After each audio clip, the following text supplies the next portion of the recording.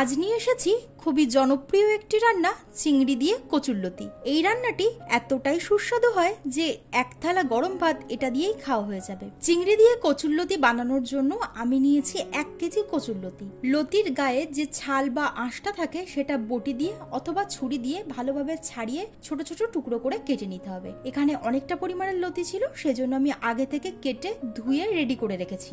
এবার এটাকে সিদ্ধ করে নিতে হবে। একটা কড়াইয়ের মধ্যে বেশ কিছুটা পরিমাণ জল আমি গরম করতে বসিয়েছিলাম, আর এটা যখন ফুটে উঠবে তখন এর মধ্যে দিয়ে দিতে হবে 1 চা চামচ লবণ, আর দিয়ে দেবো 1/2 চা চামচ হলুদ গুঁড়ো। তারপর কেটে ধুয়ে রাখা কচুর লতিগুলো দিয়ে দিতে হবে।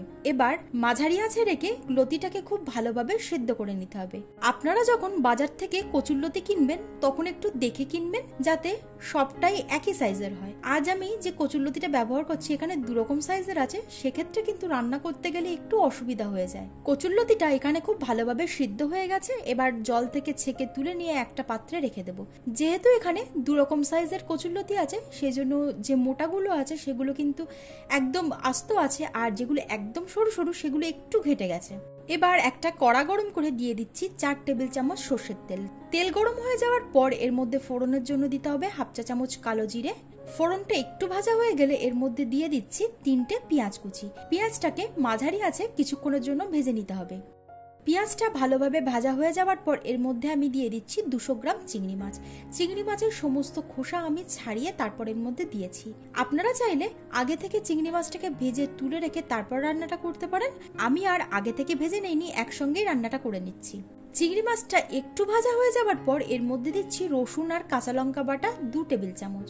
সঙ্গে দিয়ে দিলাম একটা টমেটো কুচি। এবার মশলাটাকে একটু ভেজে নিতে হবে যাতে রসুনের কাঁচা গন্ধটা চলে যায়, সঙ্গে টমেটোটা একটু নরম হয়ে যায়। ফ্লেমটাকে লোতে রেখে এর মধ্যে গুঁড়ো মশলা দিয়ে দিচ্ছি 1 চা চামচ হলুদ গুঁড়ো, 2 চা চামচ জিরের গুঁড়ো, 1 চা চামচ ধনিয়া গুঁড়ো, 1 চা চামচ লঙ্কা গুঁড়ো আর 1 চা চামচ কাশ্মীরি লাল লঙ্কার গুঁড়ো।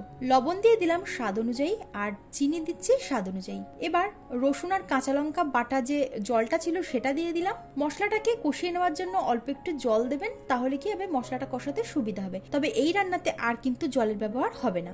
মশলাটাকে খুব ভালোভাবে আমি কষিয়ে নিয়েছি। এবার আগে থেকে সিদ্ধ করে রাখা কচুরলতিটা এর মধ্যে দিয়ে দিলাম। খুব ভালোভাবে নাড়াচাড়া করে মিশিয়ে নেওয়ার পর মাঝারি আঁচে এটাকে কষাতে থাকতে হবে। যত ভালোভাবে এই লতিটাকে কষানো যাবে ততই কিন্তু এর স্বাদটা দ্বিগুণ পরিমাণ বেড়ে যাবে। বেশ কিছুক্ষণ এটাকে কষিয়ে নেওয়ার পর আপনারা দেখতেই পাচ্ছেন এর থেকে কিন্তু তেল ছাড়তে শুরু করেছে। এই পর্যন্তই কিন্তু এটাকে কষাতে হবে। এবার এর মধ্যে দিয়ে দিচ্ছি 1/2 চা চামচ গোলমরিচের গুঁড়ো আর 1/2 চা চামচ গরম মশলা গুঁড়ো। ভালোভাবে নাড়াচাড়া করে মিশিয়ে নেওয়ার পর লো ফ্লেমে আরো 5 মিনিটের জন্য রান্না করে নেব।